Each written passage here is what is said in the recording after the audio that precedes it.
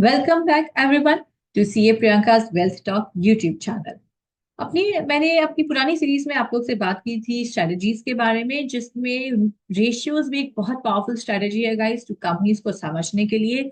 और जरूरी नहीं है कि हम कंपनी को समझ के हमेशा उसकी इक्विटी में ही इन्वेस्ट करें। अगर वो कंपनीज अच्छे बॉन्ड्स भी इश्यू करती है तब बॉन्ड्स में भी इन्वेस्ट किया जा सकता है।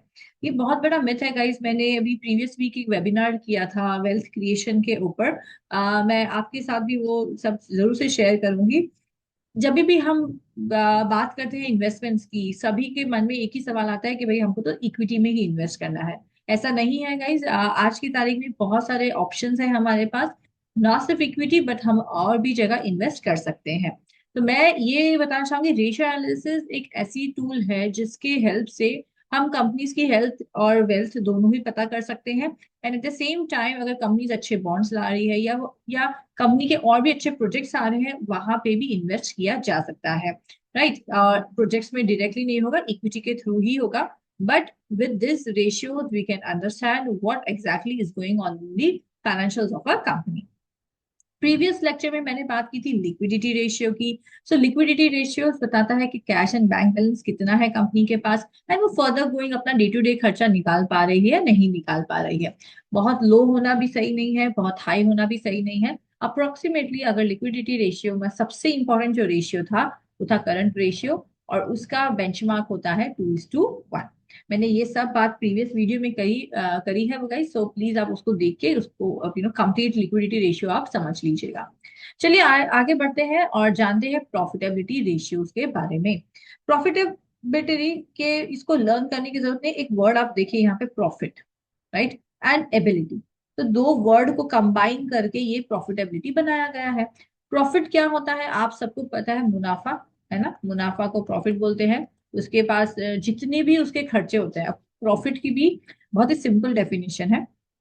कंपनी ने जितना भी सेल्स किया, राइट, और लेस ऑल उसके खर्चे, सारे के सारे उससे जो खर्चे निकल गए, उसके बाद जो भी पैसा बचता है उसको बोला जाता है प्रॉफिट।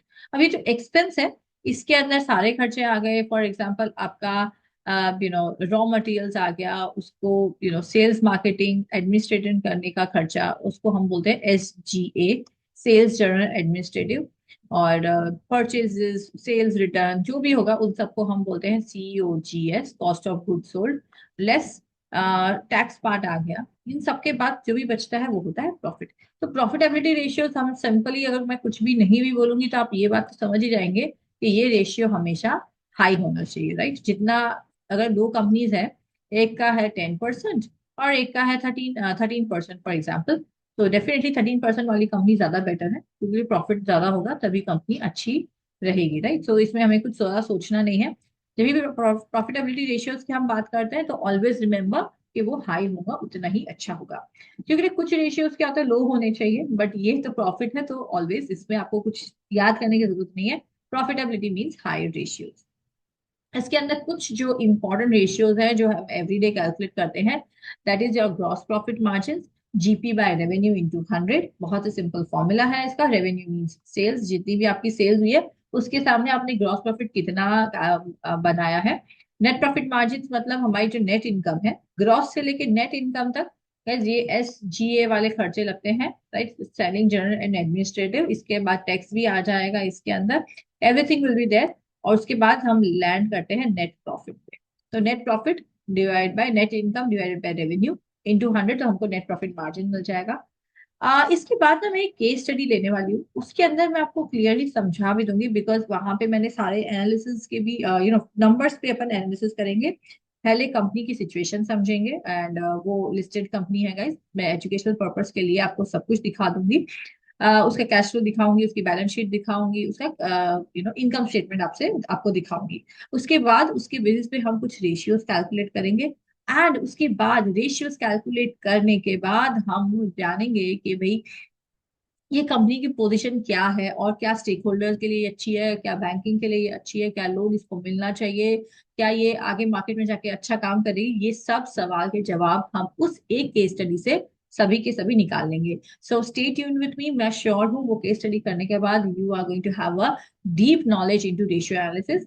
एंड अगर अभी तक आपको रेशियो एनालिसिस पसंद नहीं था तो वो केस स्टडी के बाद आपको जरूर से पसंद आएगा, बिकॉज मैंने जब भी मैं अपने स्टूडेंट्स को ये केस स्टडी कराती हूँ, they really have a very good insight and knowledge of this ratio with the help of that case study. पर केस स्टडी तक जाने के लिए हमें पहले थोड़ा सा बेसिक नॉलेज होना चाहिए, तभी हम केस स्टडी को प्रॉपरली आई वुड से उसको उसका नॉलेज हम ले पाएंगे। Next is your return on assets, net income by total assets. ये क्या बताता है जब हम डिवाइड करते हैं तो एक बहुत सिंपल लॉजिक इसमें होता है, दैट इज कि हमारे पास X amount of total assets. तो एसेट्स कैसे आते हैं, हम बिजनेस में पैसा लाते हैं, उससे एसेट्स हम खरीदते हैं। It can be your plant property equipments. उस एसेट्स को हम जब यूज करते हैं, उस यूज करके हम कितनी नेट इनकम कर रहे हैं, that is your return on assets.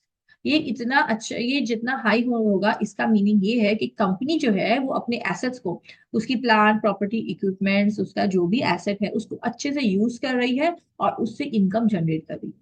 चाहे गाइस कोई भी कंपनी में इनकम ऐसे तो जनरेट होती नहीं है, उसके पास कुछ ना कुछ तो एसेट्स होगा, या उसकी उसका वर्क फोर्स होगा, या उसका प्रोडक्ट होगा, सर्विस होगा। तो वो जितने भी उसके एसेट्स हैं उसके ऊपर वो कितनी नेट इनकम ला रही है, that is called the ROE.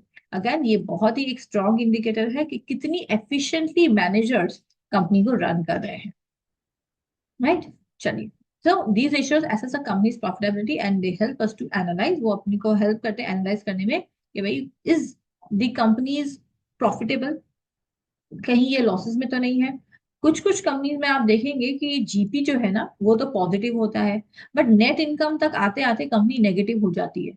क्या रीजन है वो हमें कैसे जानना होगा, जब हम ग्रॉस प्रॉफिट और नेट इनकम के बीच के जितने भी कंपोनेंट्स हैं उनको स्टडी करेंगे तब हम देख सकते हैं। कुछ कंपनीज में क्या होता है, मार्केटिंग खर्चा बहुत ज्यादा होता है। आज की तारीख में guys marketing is a very big expense. तो कुछ कुछ कंपनियां ओवर मार्केटिंग एक्सपेंसेस कर देती है, बट उतनी उनकी सेल्स नहीं होती है और इसलिए कंपनी लॉसेस में आ जाती है। या उसके अलावा मेजरली मार्केटिंग हमने देखा है, उसके अलावा और भी हो सकते हैं गाइस, एडमिनिस्ट्रेटिव एक्सपेंसेस ज्यादा हो गए या टैक्स ज्यादा हो गया, कोई भी कारण हो सकता है। तो कभी कभी ऐसा हमने देखा है कंपनीज में, पहले तो कंपनी प्रॉफिटेबल होती है बट नेट इनकम तक आते आते वो लॉसेस में कन्वर्ट हो जाती है। अगर ऐसी सिचुएशन है कोई कंपनी की जिसमें आप इन्वेस्ट करना चाहते हैं या जिसके आप एनालिसिस कर रहे हैं, तो एक स्टेप फर्दर आपको और जाना होगा, जानिए कि किस वजह से उसकी ये कंडीशन है, राइट। एंड अगर वो जस्टिफाइबल है, भाई कोई बहुत ही कंटिजेंसी होगी या कोई एक अजीब भी कारण हो गया जो उसी साल होगा, अगले साल नहीं रिपीट होगा, तो डेफिनेटली आप उसको एक बार के लिए साइड में कर सकते हैं उस पॉइंट को, and then you can analyse the company, right. तो ऐसी सिचुएशंस आती है कंपनीज में गाइस, कभी कभी ऐसी अनप्रिडिक्टेबल सर्कमस्टेंसेस हो जाती है जो कंपनीज भी अनकंट्रोलेबल होती है। व्हाट आई वांट टू से इज जस्ट आप उसको देखिएगा कि किस वजह से ऐसा हो रहा है, और अगर दोनों प्रॉफिटेबल है तो बेस्ट है। नेक्स्ट, और आपको क्या जीपी और एनपी से देखना है कि अगर 5 साल कंपनी का जो प्रीवियस डेटा है वहां पे आप देखिए कि ग्रॉस प्रॉफिट कैसे जा रहा है, is it going up up up, और it is not going up, ज्यादा डाउन जा रहा है। हमेशा हम इन्वेस्टर्स को कौन सी कंपनी अच्छी लगती है, जिसका ग्राफ धीरे धीरे बढ़ता रहे, है ना। अगर वो कंपनी का ग्राफ ज्यादा नीचे जा रहा है इसका मतलब, सॉरी प्रॉफिट, इसका मतलब कंपनी एफिशिएंट नहीं है, राइट। एंड कहीं ना कहीं कुछ प्रॉब्लम्स है, तो उस प्रॉब्लम को हमको समझना हो।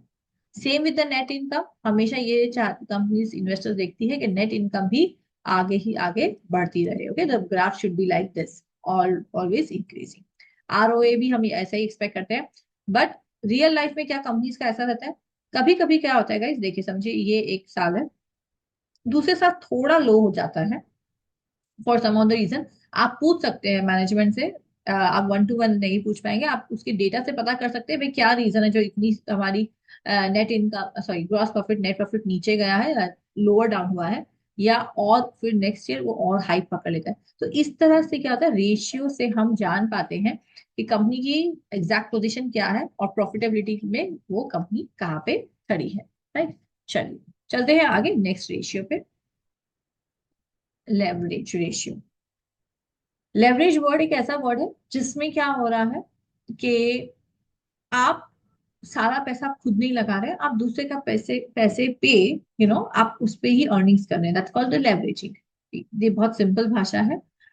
लेवरेजिंग के लिए मैं बहुत इजी एग्जांपल जो मैं हमेशा देती हूँ, दैट इज आपने हाउस लिया या होम लोन लिया है या एक प्रॉपर्टी में इन्वेस्टमेंट किया है। उस प्रॉपर्टी को इन्वेस्ट करने के लिए आपने कम बैंक से लोन लिया है। ठीक है, बैंक से आपने लोन लिया। उसको उसके बाद आपने उस जो हाउस प्रॉपर्टी है या कोई भी प्रॉपर्टी है, कमर्शियल भी हो सकती है, उसको आपने रेंट पे दे दिया। ठीक है, तो अब क्या हो रहा है, रेंट आ रहा है, उससे आप लोन लोन का पेमेंट कर रहे हैं। एंड ये लोन आप हाउस प्रॉपर्टी से आप उसको, ये थोड़े साल में प्रॉपर्टी आपकी हो जाएगी। तो ये इसको बोलते हैं हम लेवरेजिंग। इसमें आप क्या ही कर रहे हैं, आप बेसिकली बैंक का पैसा यूज कर रहे हैं। राइट, तो बैंक के पैसे पे आप लेवरेजिंग कर रहे हैं। तो ये बहुत सिंपल है। अच्छा, ऐसा नहीं है कि सारा पैसा ही आपको रेंट से मिल जाएगा, कुछ कुछ हो सकता है आपको 10-20% अपना पैसा भी लगाना पड़े। So that is again it can be there. और डाउन पेमेंट भी आपको ही करनी पड़ती है। एक जस्ट एग्जाम्पल है गाइस, नियर ईयर आप इससे क्या होता है, 10-20 साल में आपका प्रॉपर्टी आपका हो जाता है without paying much money to that. Right, चलिए, तो लेवरेज रेशियोज की बात करते हैं। Debt to equity ratios number one है गाइस ये रेशियो। हर कोई देखता है कि भाई कंपनी में कितना डेट है और कितनी इक्विटी है। मैं एक एग्जांपल ले रही हूँ। एक फ्रेंचाइजी मॉडल, कोई मिस्टर एक्स को उसको सेटअप करना है। तो उसने पता किया कि भाई मुझे एक फ्रेंचाइजी मॉडल, फ्रेंचाइजी उसको लगानी है, कोई शोरूम, उसको कार का शोरूम उसको सेटअप करना है। तो उसने अपनी कॉस्ट कैलकुलेट की, तो देखा भाई 50,000, तो 50 लाख तो मेरा डिपॉजिट लगेगा। राइट, मैं ऐसे ले लेती हूँ। ओके, 50 लाख, 50 लैक्स मुझे उसका रिनोवेशन में लगेगा, और उसके 50 लैक्स के अदर एक्सपेंसेस होंगे। ठीक है, इस तरह करके उसका 1.5 CR का खर्चा होगा। राइट, अब ये 1.5 CR भले वो बोल रहा है मेरे पास तो नहीं है, तो वो गया बैंक के पास। बैंक उन्हें बोला कि अगर आपको 1.5 CR का आपका पूरा प्रोजेक्ट है, हम आपको पूरा तो फंड नहीं करेंगे, हम आपको 50% देंगे। इसका मतलब कि 75 लैक्स बैंक देगी, एंड 75 लैक्स मिस्टर एक्स को लाना होगा अपना बिजनेस करने के लिए। ओके, तो इसका मतलब क्या हुआ, एक और वर्ड इसमें बता देती हूँ। बैंक मैच कर दिया आपको, जितना पैसा आप ला रहे हैं। तो आप जो पैसा ला रहे हैं उसका क्या वर्ड है, उसका नाम है इक्विटी। और बैंक जो आपको पैसा दे रही है उसका नाम है डेट। अब बैंक से लीजिए, आप रिश्तेदारों से लीजिए, किसी से भी लीजिए, उसको हम बोलते हैं लोन, है ना। तो that means nothing but the loan, कि हमको बाहर वाले को चुकाना है। इक्विटी जो होता है ना, वो आपका पैसा होता है, वो आपको कहीं चुकाना नहीं है। हाँ, इक्विटी में ऐसा होता है कि इसके आप इंटरेस्ट वगैरह चार्ज करते हैं। ओके, तो वो सब कुछ उसमें होता है। बट इसके अंदर एक चीज और आप समझिए, कि अगर वो आपका पैसा है, राइट, अगर 70% भी आप अपना पैसा ले आते हैं, तो इससे क्या होगा, सॉरी 50%। तो इससे ये बेनिफिट मिलता है आपको कि भाई बैंक अश्योर्ड है कि अगर मिस्टर एक्स ने अपना पैसा लगाया है, राइट, राइट, तो अगर बैंक ये अश्योर रहती है कि भाई अगर प्रोमोटर जो अपना पैसा लगा रहा है, तो हमारा पैसा हम उसको थोड़ा दे सकते हैं। तो इस टाइप के रेशियोज मार्केट में चलते हैं कि भाई आप अगर थोड़ा पैसा ला रहे हैं, थोड़ा बैंक देगी। कहीं कहीं कुछ कुछ इंडस्ट्रीज में गाइस गवर्नमेंट की तरफ से इंसेंटिव होते हैं। तो अगर समझ ली 100% है, उसमें से 80% तक आपको लोन फैसिलिटी मिल जाती है, और 20% आपको अपना पैसा लाना पड़ता है, दैट इज इक्विटी। ओके, अब ये कंपनीज है तो वहां पे इक्विटी की बात होती है, और अगर आपकी पार्टनरशिप या प्रोप्राइटरशिप है, तो वहां पे वो आपका कैपिटल बोला जाएगा। राइट, तो इक्विटी लोन और डेट क्या होता है ये मैंने आपको समझा दिया। अब डेट टू इक्विटी इसलिए जरूरी है कि जो डेट इक्विटी रेशियो है, ये हमें क्या बताता है कि आपका खुद का घर का पैसा कितना है, और उसके सामने आपने बाहर से कितना पैसा उधार ले रखा है। अगर इंडस्ट्री नॉर्म्स में आप बात करूं, तो ये डेट इक्विटी होता है 2:1। अगर आप 1 रुपया अपना घर से लगा रहे हो, तो 2 रुपया आप मार्केट से उठा सकते हो, या तो आप बैंक से ले लो या एनबीएफसी से ले लो या किसी से भी ले लो। पर अगर ये ज्यादा हो जाए, मतलब 1 रुपया आप ला रहे हो और आप बाहर से 4 रुपया ले रहे हो, तो वो बहुत ज्यादा ज्यादा पैसा बाहर का हो जाएगा। अब वहां पे भी एक चैलेंज आती है, क्या है मैं आपको समझा रही हूँ उसके बारे में। बट आप ये बात समझिए, डेट टू इक्विटी जो रेशियो है वो एक लिमिट में ही होना चाहिए, ना ज्यादा ना कम। अब इसका कोई मेजरमेंट नहीं है कि ये एग्जैक्ट क्या होना चाहिए, बट इंडस्ट्री क्या बोलती है, 2:1 इज एक्सेप्टेबल। यहां तक रहेगा ना गाइस, तो हर बैंक एनबीएफसी आपको लोन दे देगी, लोग पैसा देंगे, क्यों? उनको पता है भैया 1 रुपया आपका है, 2 रुपये वो आप ला रहे हो ना, दिस इज रेशियो। हाँ, 1 रुपया 2 रुपया कोई नहीं लाता है, for example 100 crore is brought by you, और तो बैंक आपको 200 तक दे देगी, राइट। कोई कोई सिचुएशन में बैंक बोलेगी नहीं, अगर आप आपका पैसा है 100 करोड़ तो हम आपको सिर्फ 100 करोड़ और देंगे, right, 50% will match you, right, that way. So problem कहाँ आती है, अगर आपने बाहर से ज्यादा पैसा लिया है तो देखिए फ्री में तो कोई पैसा देगा नहीं, तो आपको इंटरेस्ट उस पे बढ़ता जाएगा। इसीलिए जो स्टेक होल्डर्स हैं, जो बैंकर्स हैं, वो यही देखते हैं कि भाई डेट इक्विटी रेशियो आपका क्या है। अगर ज्यादा पैसा आपने बाहर से उठा लिया तो उसको इंटरेस्ट भी तो पे करना पड़ेगा, और वो इंटरेस्ट क्या होगा, एक बहुत बड़ा खर्चा, एक्सपेंस हो जाएगा कंपनी के लिए, राइट। तो डेट इक्विटी रेशियो समझ लीजिएगा एक रेंज में होना चाहिए, ना तो ज्यादा ना तो कम। अब जब जब भी हम डेट इक्विटी की बात करते हैं, एक और आप इसमें ऐड करिए, इंटरेस्ट, मैंने आपसे बात की, तो इंटरेस्ट कवरेज आपको रेशियो हमेशा देखना होगा। ये कैसे निकलता है, ईबीआईटी मतलब earnings, right, earnings before interest and tax. Okay, now earnings before interest and tax, जो भी आपका अमाउंट आता है, फॉर एग्जाम्पल ऐसे 100 करोड़ आ रहा है, डिवाइडेड बाय इंटरेस्ट एक्सपेंस, उसके सामने आपको इंटरेस्ट कितना देना पड़ता है। ये हमें ये बताता है कि भैया आपका जितना प्रॉफिट है उसमें से क्या आप इंटरेस्ट को कवर कर पा रहे हैं, इंटरेस्ट एक्सपेंसेस को आप दे पा रहे हैं कंपनी को, तभी कंपनी, सॉरी सॉरी, बैंक्स को या जिससे भी आपने लोन लिया है, तभी वो इंस्टीट्यूट आपको लोन देगी। अदरवाइज अगर इंटरेस्ट कवरेज रेशियो लो होता है, ये जितना हाई हो उतना अच्छा है, उससे ये पता चलता है कि भाई कंपनी की कैपेसिटी है लोन को चुका देने की, राइट।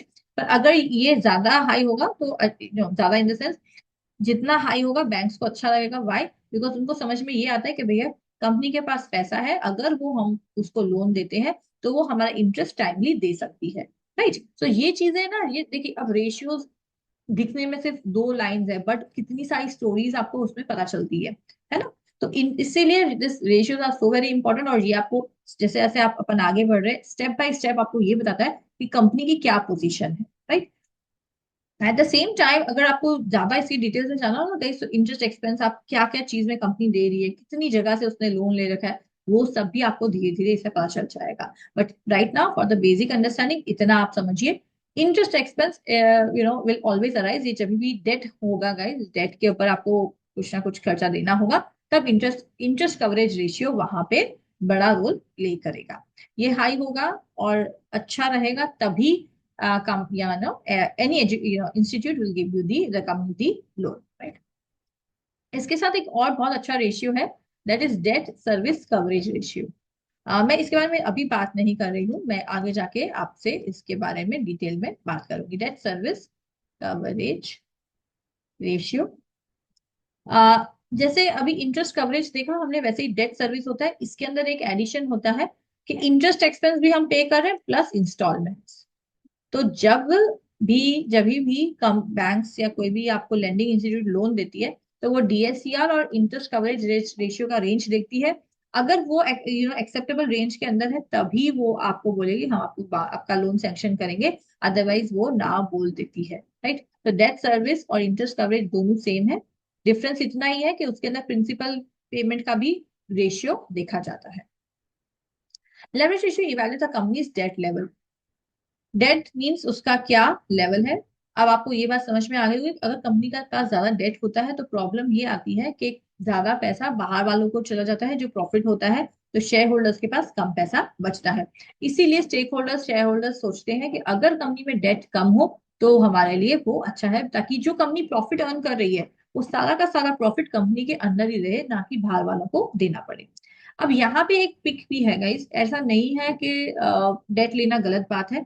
कभी कभी क्या होता है, कंपनीज को लो इंटरेस्ट पे भी डेट मिलता है, राइट। जैसे मैंने अभी हम लोग कल ही कंपनी एनालाइज कर रहे थे, गोदरेज, राइट। गोदरेज आप बहुत रिनाउंड नेम है। तो गोदरेज इतना बड़ा ब्रांड है कि इसको जब बैंक्स लोन दे रही है, तो उस पे सिर्फ और सिर्फ वो लोग 5 पॉइंट समथिंग 08 ऐसा करके परसेंटेज चार्ज हो रहा है। सो मतलब गोदरेज को लोन मिल रहा है इतने सस्ते रेट पे, इसीलिए गोदरेज लोन अच्छे से ले रही है और उसको यूज कर रही है। अगर आपको सस्ते में पैसा मिल रहा है और आप उसको यूज कर रहे हो, और उसके अंदर आप रिटर्न ऑन इन्वेस्टमेंट मतलब आरओआई आप कमा पा रहे हो, लेट्स से 25%, तो ये बहुत अच्छी बात है। तो लोन लेना खराब बात नहीं है, बट आप उसको कैसे यूज करके उसे कितना आप रिटर्न जनरेट कर पा रहे हो कंपनी के लिए, वहीं पे आपको वही चीज आपको समझनी है और देखनी है। देखिए, गोदरेज का मैंने आपको, आप जाके खुद भी चेक कर सकते हैं, अगर मेरे पास स्क्रीनशॉट होगा तो मैं आपको जरूर से दिखा दूंगी। तो गोदरेज जैसी और भी कंपनीज होगी गाइस जिनको कम, अगर सस्ते में लोन मिलता है तो लोन लेना is not bad, right, but the condition is आप उसको टाइमली पे करिए, एंड सेकेंडली आपका you should utilize that amount fully. मैं आगे जाके गाइस वैल्यूएशन पे भी आपसे बात करूंगी, तब मैं आपको ये एक चीज मैं अभी आपको ऐड कर देती हूँ यहाँ पे, बहुत इंपॉर्टेंट चीज है। कंपनीज है ना, कंपनीज के अंदर आप कोई भी कंपनी एनालाइज करेंगे, दो चीज आप प्लीज समझिए, source of funds and application of funds. पूरा बिजनेस, पूरी कंपनी, सभी कोई गाइस इसी दो चीज पे निर्भर है। क्या है? कि पैसा कहाँ से आया और पैसा कहाँ इन्वेस्ट किया, राइट? पैसा कहाँ से आया और पैसा हमने कहाँ इन्वेस्ट किया। तो सोर्सेज में कौन से सोर्सेज से आप पैसा आप अपनी कंपनी में ला सकते हैं? डेट, इक्विटी, और या तो जो कैश आपके पास जो बचा है वो, है ना। तो डेट, इक्विटी जो है वो सबसे कॉस्टली है, सबसे महंगा है इससे पैसा सोर्स करना। कैश जो है वो सबसे चीप है, एंड डेट जो है वो इन दोनों के कहीं पे बीच में आता है, राइट। अब ये कैसे आपके लिए और यूजफुल रहेगा, ये हम आगे, स्टे ट्यून विथ मी, आपको मैं और आगे समझाऊंगी। एप्लीकेशन मीन्स कि आपने उस पैसा जो आपने इक्विटी के थ्रू या डेट के थ्रू आप कंपनी में लेकर आए हैं, उसको आपने कहाँ यूज किया है। आप कोई भी कंपनी की बैलेंस शीट वगैरह खोलेंगे तो आपको ये दो हेड्स मिलेंगे, एंड उससे आपको समझ में आ जाएगा कि सोर्स का है, सोर्स का है मतलब कंपनी कहाँ से पैसा ला रही है और कहाँ उसको अप्लाई कर रही है। ये चीज हमेशा याद रखिएगा, ये दो समझ लेंगे तो आपको हर कंपनी की बैलेंस शीट बहुत ही आसानी से समझ में आ जाएगी। चलिए, तो चलते हैं नेक्स्ट रेशियो पे, and that is the efficiency ratio, right. So meet you in the next video and let's learn about the efficiency ratio in that video, right?